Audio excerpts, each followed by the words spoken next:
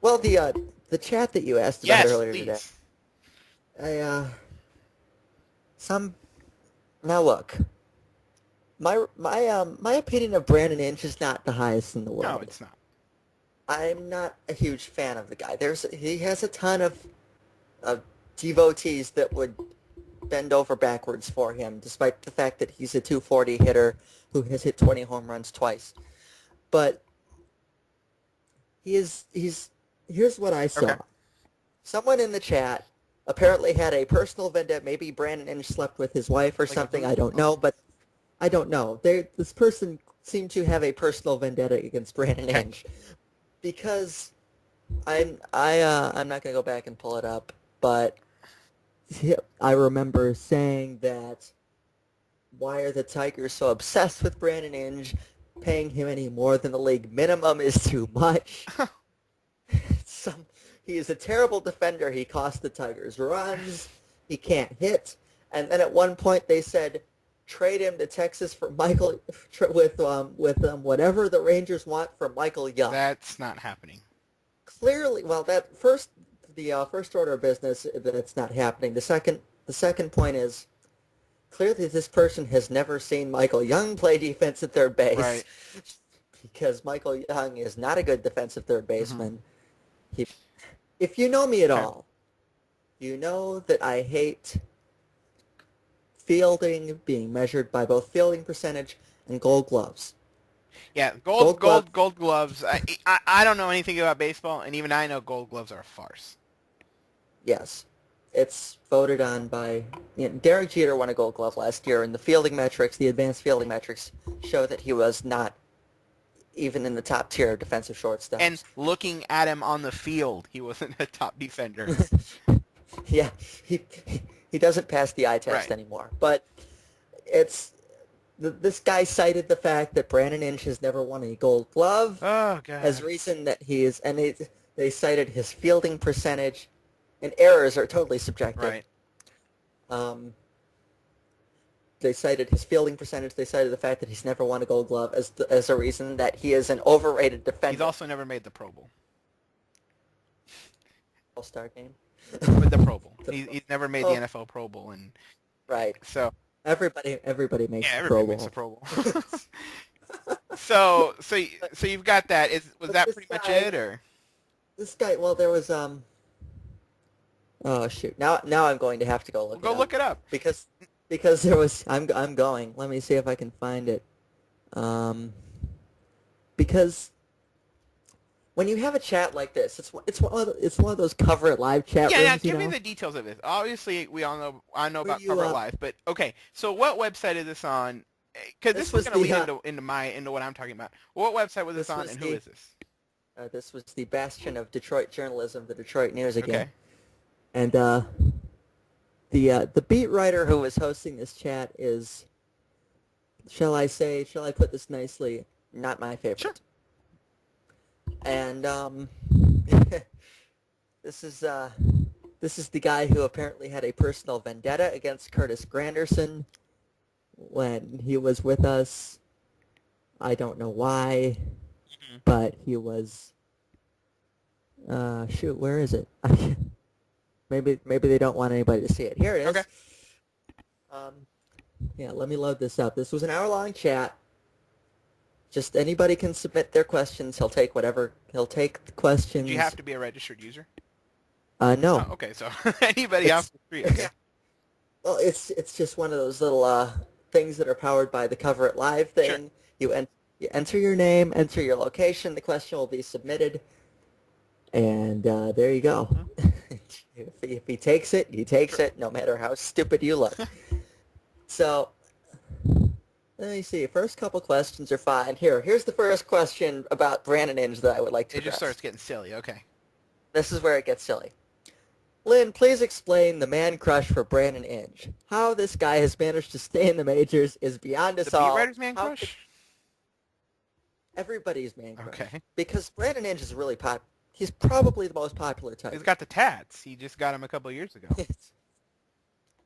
How has this guy managed to stay in the majors is beyond us all. How can the biggest rally killer and offensive liability do no wrong in your book? Mhm. Henning does defend Inge a lot from crazy people like Okay. this, and he does it here. There's no he's Henning's answer. Lynn Henning, the beat Sure. writer. There's no man crush. Talk to the Tigers about him. They're the ones that have signed him, and the reasons are pretty explicit. Third base is primarily a defensive position, and when you play third base with as many game-saving plays as he makes, he's a plus, particularly when he's twice hit more than 20 home runs. I didn't sign him. They did, but I explained why they signed him and just did again for about the 1,200th time. Mhm. And that's not really an exaggeration either, because there's a lot. You either love Brandon Inge or you hate Brandon Inge. What would you say? And you say it's popular. What would you say the split is? It's Brandon Inge gets the loudest cheers when you go to a game. He's got women screaming for him. He's the reason that Brandon Inge is so popular among a large. Is it because he's scrappy? And I don't say that word around me. And I think there's more people that like him than dis. I mean, I genuinely like the guy. He's not my favorite player, but no one can accuse him of not working hard. He is a good defender. He's not. I don't think he's excellent. I don't think he's as good as he once was, but he's a good defender. He does have some pop. I think his knees were still bothering him last year. Mhm. I don't think he's been totally healthy since the beginning of '09 when he was an all-star. And it's I understand why he's popular. He does a lot of community work. He does a lot for the Children's Hospital. Mhm. So And you say the ladies like him, so it's gonna be like yeah, Chase Utley when he's like 40. The ladies will. he's like that cute little adorable kid that even though he's like 33 now. Sure. But anyway, the best part of this is the same guy.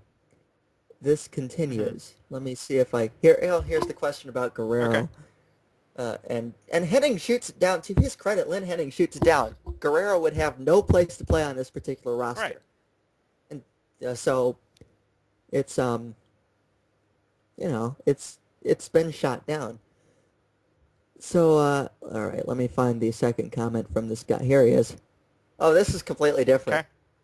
This was another stupid quote.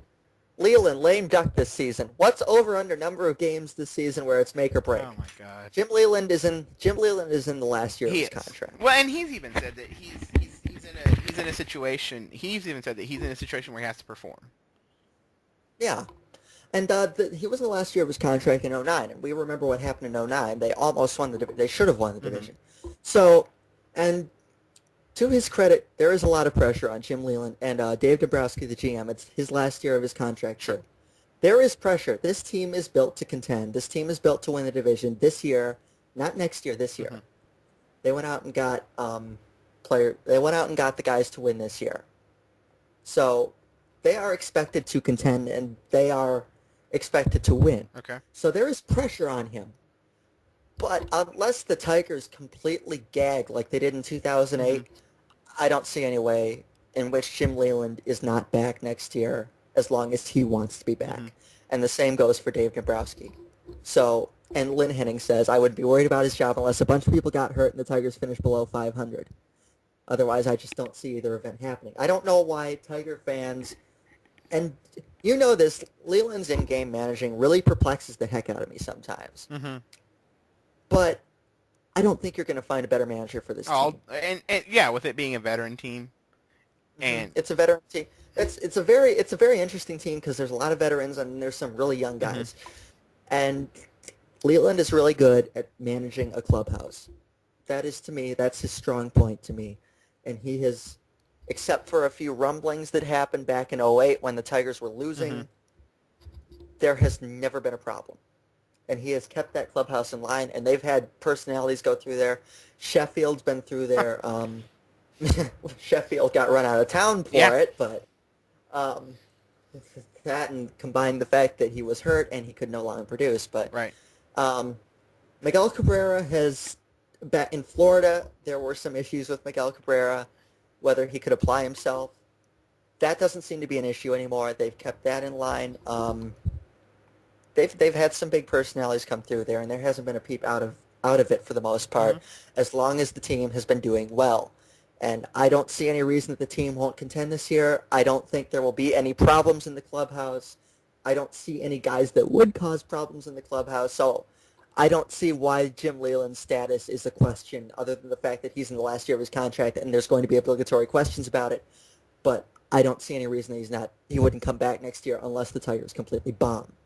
Right. I think I read somewhere that even the Mike McCarthy and Ted Thompson, they're going to the last year of their contract next year.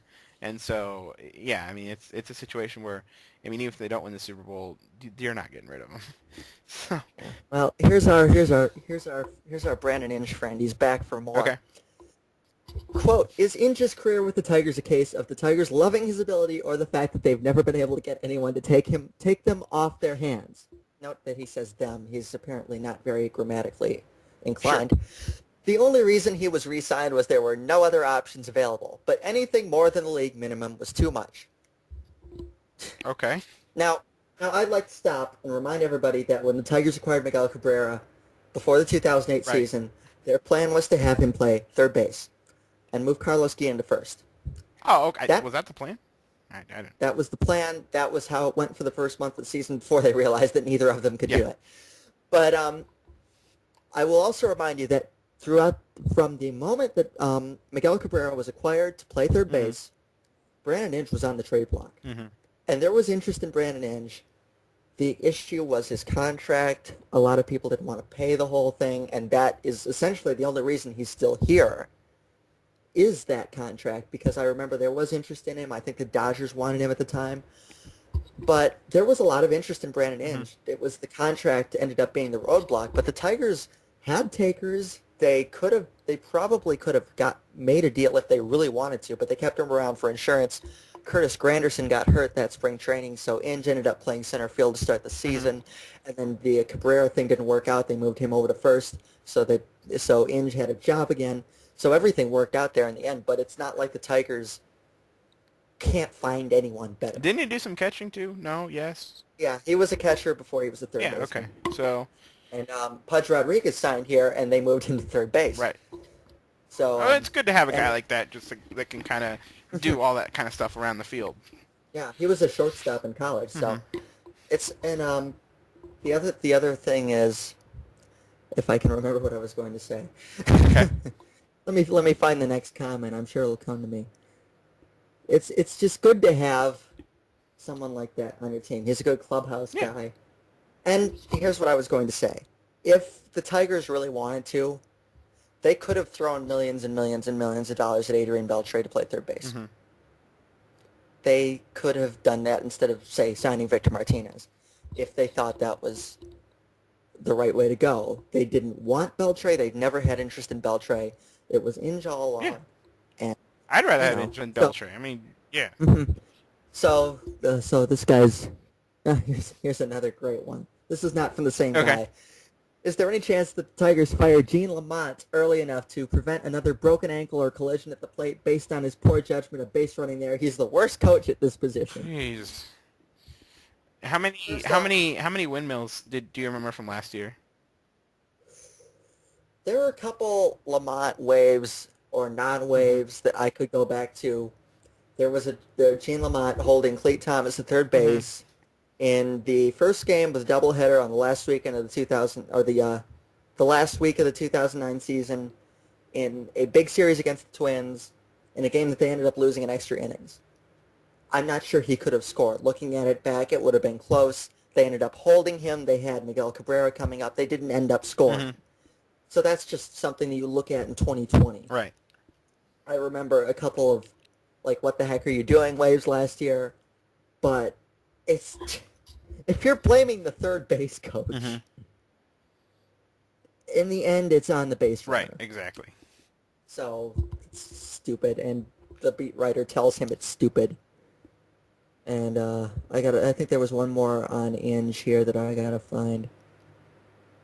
It's but this is my whole. I'm interested in these live chats because there is the occasional, a sharp question. And something that actually does bring about an interesting answer, an interesting insight. But some of these people just don't have a clue. Well, it's also interesting to see how the beat writer handles these just dumb questions. Yeah. And I like chats like Hmm. this. I wish they would do more of them. Like the news does once a Hmm. week. Here it is. Same guy. Michael Young for Inge plus prospect and whatever else the Rangers want. Lynn Henning. Yeah, deal done. You'll simply need to get Texas to do it. Well, Yeah. So that's my rant on stupid people taking things the wrong way and jumping to conclusions and being stupid.